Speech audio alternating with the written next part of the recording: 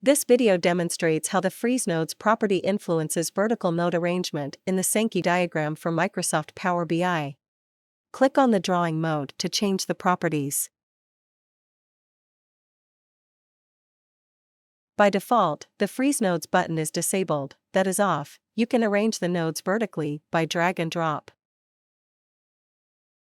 You can freeze nodes by sliding the freeze nodes button to the right, that is on.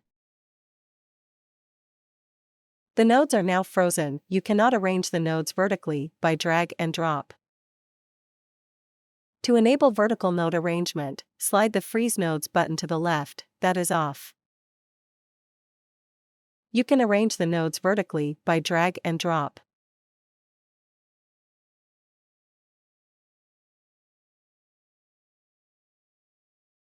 We appreciate your business. Thank you. Please remember to subscribe to our channel.